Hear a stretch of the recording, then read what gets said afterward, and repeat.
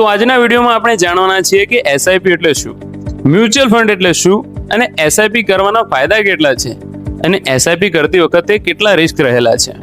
આ બધી બાબતો માટેનું આપણે બેઝિક નોલેજ આપવાના છીએ, માટે આ વિડીયોને એન્ડ સુધી જોતા રહેજો. તો નમસ્કાર મિત્રો, હું છું નરેશ ઠાકોર અને એકવાર ફરીથી સ્વાગત છે તમારું મારી ચેનલ ગુજ્જુ બિઝનેસ ગુરુમાં. હવે એસઆઈપી એટલે શું એ સમજવા માટે તમારે સૌથી પહેલા સમજવું પડશે કે મ્યુચ્યુઅલ ફંડ એટલે શું. તો પહેલાના સમયમાં વસ્તી પાસે ઇન્વેસ્ટ કરવા માટે વધારે વિકલ્પો નહોતા, એટલા માટે વસ્તી મોટા ભાગનું બેંકોની સ્કીમોમાં ઇન્વેસ્ટ કરતી હતી. હવે બેંકોની સ્કીમોમાં ઇન્વેસ્ટ તો થતું હતું, પરંતુ એની એક પ્રોબ્લેમ હતી કે તમે બેંકમાં ગમે એટલા રૂપિયા ઇન્વેસ્ટ કરો તેમાંથી રિટર્ન તમને 7%થી વધારે નહોતું મળતું. હવે 7%થી વધારે રિટર્ન લેવા માટે શું કરવું? તો એના માટે બેસ્ટ ઓપ્શન હતો સ્ટોક માર્કેટ, કે જે તમને 10%, 20%, 25% અને અમુક વખત તો 50% કરતાં પણ વધારે રિટર્ન તો આપતું હતું. પણ એક પ્રોબ્લેમ હતો. શું? કે સ્ટોક માર્કેટમાં ઇન્વેસ્ટ કરવા માટે સ્ટોક માર્કેટની સમજ હોવી ખૂબ જ જરૂરી છે, બરાબર? અને એ સમજ માટે તમારે વર્ષોના અનુભવ અને અભ્યાસની જરૂર પડતી હતી. તો હવે કરવું શું? તો આ પ્રોબ્લેમને ફિક્સ કરવા માટે જન્મ થયો મ્યુચ્યુઅલ ફંડનો. મ્યુચ્યુઅલ ફંડ એ મારા જેવા વ્યક્તિઓની મૂડીને એકત્રિત કરવાનું કાર્ય કરે છે અને એકત્રિત કરીને એવા બે સ્ટોક્સમાં લગાવે છે કે જેમાં નુકસાનનું જોખમ ઓછામાં ઓછું રહે છે, બરાબર? હવે આને સમજવા માટે હું તમને એક ઉદાહરણ આપું કે આપણે ગામડામાં પહેલાના સમયમાં બચત કરવા માટે ગલ્લો રાખતા હતા. ગલ્લો એટલે કે પીગી બેંક, ગુલ્લક. હા, કે જેમાં મહિનાની અંતે જે બચત થાય એ તમારે અંદર થોડી કરીને મૂડી એકત્રિત કરવામાં આવતી હતી, કે જેમાં હજારો રૂપિયા સુધી તમે એકત્રિત કરી શકતા હતા. હવે મ્યુચ્યુઅલ ફંડ પણ મારા જેવા લોકોની મૂડીને એકત્રિત કરે છે. જેમ ગુલ્લકમાં હજારો રૂપિયા એકત્રિત થતા હતા, એ જ રીતે મ્યુચ્યુઅલ ફંડમાં લાખો કરોડો રૂપિયા એકત્રિત થાય છે. અને મ્યુચ્યુઅલ ફંડ દ્વારા જે રોકેલા મહાનુભાવો છે સ્ટોક માર્કેટ માટે, એ લોકો સ્ટોક માર્કેટમાં આપણા માટે મૂડીને ઇન્વેસ્ટ કરે છે, બરાબર? હવે તમારા મનમાં એમ હશે કે આટલી મોટી મૂડી લાવી ક્યાંથી? તો એના માટે પણ એક સોલ્યુશન છે. મહિનાની કોઈ પણ એક નિશ્ચિત તારીખ નક્કી કરવામાં આવે છે અને એક અમાઉન્ટ નક્કી કરવામાં આવે છે કે જે 500 થી શરૂ થાય છે. 500, 1000, 2000 જેટલી પણ તમારી શક્તિ છે. તો એ નક્કી કરેલ તારીખ કે નક્કી કરેલ અમાઉન્ટને મ્યુચ્યુઅલ ફંડમાં ઇન્વેસ્ટ કરવામાં આવે છે અને આ સિસ્ટમથી ઇન્વેસ્ટ કરવાના પ્લાનને એસઆઈપી કહે છે. હવે ક્લિયર થયું? એકવાર ફરીથી સમજીએ કે એસઆઈપી એટલે શું. તો મહિનાની એક નક્કી કરેલ તારીખે નક્કી કરેલ અમાઉન્ટને મ્યુચ્યુઅલ ફંડમાં ઇન્વેસ્ટ કરવામાં આવે છે, બરાબર? લાંબા ગાળા માટે, કે જેને એસઆઈપી કહે છે. એસઆઈપી એટલે કે સિસ્ટમેટિક ઇન્વેસ્ટમેન્ટ પ્લાન. હવે ક્લિયર થયું? હવે તમારા મનમાં એમ હશે કે એસઆઈપી શા માટે કરવું જોઈએ, એસઆઈપી ના ફાયદા શું છે? તો સૌથી પહેલો ફાયદો તો એ છે કે સ્ટોક માર્કેટમાં ઇન્વેસ્ટ કરવા માટે જે વર્ષોનો અનુભવની જરૂર હતી અને અભ્યાસની જરૂર હતી, હવે એટલી બધી રહી નથી.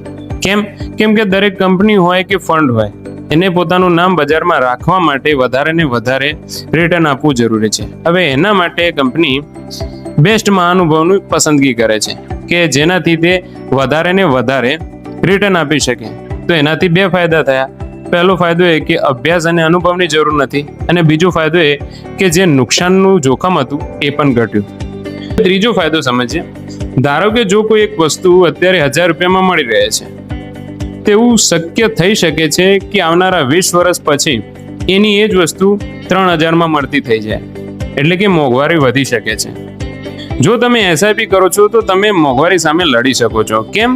કેમ કે એસઆઈપી એ લાંબા ગાળા માટે મોંઘવારી કરતાં વધારે રિટર્ન આપવાની સંભાવના ધરાવે છે. ચોથો ફાયદો છે કમ્પાઉન્ડિંગ. કમ્પાઉન્ડિંગ એક સરસ વસ્તુ છે કે જેમાં તમને વ્યાજનું પણ વ્યાજ મળે છે. હા, એટલે કે ધારો કે તમારી કોઈ મૂડી છે 100 રૂપિયા અને એના પર તમને 10 રૂપિયા નફો મળ્યો, તો જે એના પછીનો જે નફો છે એ તમને 100 રૂપિયા પર નહીં, પરંતુ 110 રૂપિયા પર મળે છે. હા, એટલે કે જે તમારો નફો છે એ તમારી મૂડીમાં પ્લસ થઈ જાય છે અને આવનારો જે નફો છે એ તમારી નવી મૂડી ઉપર મળે છે. હા, એટલે કે વ્યાજનું પણ વ્યાજ. પાંચમો ફાયદો એ છે કે એસઆઈપી માટે કોઈ મોટી રકમની જરૂર નથી, તમે 500 રૂપિયાથી પણ શરૂ કરી શકો છો. છઠ્ઠો ફાયદો એ છે કે માર્કેટમાં ગમે એટલી ઉથલપાથલ હોય, માર્કેટ ભલે ગમે એટલું ઊંચું થતું હોય કે ગમે એટલું નીચું થતું હોય, પરંતુ જે તમારું ઇન્વેસ્ટિંગ છે એ ચાલુ જ રહે છે. અને સાતમો ફાયદો એ છે કે તમે એસઆઈપી થી લાંબા ગાળા માટે કોઈ મોટી સંપત્તિ બનાવી શકો છો. હવે લાંબો ગાળો એટલે ઓછામાં ઓછા 5 વર્ષ. હવે તમારા મનમાં એમ હશે કે એસઆઈપી કરવાના આટલા ફાયદા હોવા છતાં લોકો કેમ ડરે છે? તો સૌથી પહેલી વાત એ છે કે લોકો ભૂલ કરે છે. સૌથી પહેલી ભૂલ એ કરે છે કે લોકો 1 થી 2 વર્ષ માટે એસઆઈપી કરે છે અને એવું સમજી લે છે કે આનાથી હું ડબલ, ટ્રિપલ, ચોપલ પૈસા કમાવી લઈશ. તો એવું નથી. એસઆઈપી લાંબા ગાળા માટે છે. જો તમારે 1 થી 2 વર્ષનું ઇન્વેસ્ટમેન્ટ કરવું હોય તો બેંકની સ્કીમો જેવી કે એફડી અને આરડીમાં તમે ઇન્વેસ્ટ કરી શકો છો. એ તમારા માટે વધારે અનુકૂળ રહેશે. બીજી ભૂલ લોકો એ કરે છે કે જ્યારે માર્કેટ નીચું જતું હોય ત્યારે એસઆઈપી કરવાનું બંધ કરી દે છે. હવે માર્કેટ ભલે ઉપર જાય કે નીચે જતું હોય, તમારે કન્સિસ્ટન્સી જાળવી રાખવી જોઈએ અને એસઆઈપી દ્વારા ઇન્વેસ્ટમેન્ટ કરવાનું ચાલુ રાખવું જોઈએ. તો જ તમને કમ્પાઉન્ડિંગનો જાદુ જોવા મળે છે. બીજી ભૂલ લોકો એ કરે છે કે વિચાર્યા વગર અથવા તો કોઈ મિત્રની સલાહથી કોઈ પણ ફંડ પસંદ કરીને પૈસા ઇન્વેસ્ટ કરી દે છે. માન્યું કે વધારે વિચારવાની જરૂર નથી હોતી, પરંતુ કયા ફંડમાં ઇન્વેસ્ટ કરવું એના માટે તો થોડી ઘણી રિસર્ચની જરૂર હોય છે. જો તમે વિચાર્યા વગર ઇન્વેસ્ટ કરી દો છો તો પછી પૈસા ડૂબવાની સંભાવના વધારે રહે છે. ચોથી ભૂલ એ છે કે લોકો વારંવાર ફંડ બદલે છે. હવે વારંવાર ફંડ બદલવાથી તમને જ નુકસાન જવાનું છે. કોઈ એક ફંડને ચૂઝ કર્યા પછી તેમને ઓછામાં ઓછો 5 થી 10 વર્ષનો તો ટાઈમ આપો, જેથી કરીને તમને કમ્પાઉન્ડિંગ જોવા મળે. જો તમે વારંવાર ફંડ બદલવાના છો તો એનાથી તમને જ નુકસાન જવાનું છે. જો મિત્રો, એવું નથી કે એસઆઈપીમાં જોખમ નથી, પરંતુ ભૂતકાળની રિસર્ચ પ્રમાણે એવું જાણવા મળ્યું છે કે 99% લોકોને લાંબા ગાળા માટે ફાયદો જ જોવા મળ્યો છે. બીજી વાત તો એ છે કે મ્યુચ્યુઅલ ફંડની કોઈ પણ કંપની હોય એની તૂટેલી ફૂટેલી હાલતમાં જ કેમ ના હોય, પરંતુ બેંકોની જે સ્કીમો છે એના કરતાં તો વધારે જ રિટર્ન આપે છે. જો આ વિડીયો તમને ગમ્યો હોય તો વિડીયોને લાઈક કરો અને તમે એસઆઈપી શરૂ કરવા માંગતા હોય તો કમેન્ટમાં લખો એસઆઈપી, કારણ કે જે આપનો આવનારો વિડીયો છે એ હું લાવવાનો છું કે એસઆઈપી કઈ રીતે શરૂ કરવી.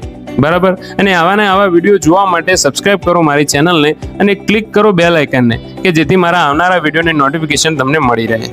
જય માતાજી.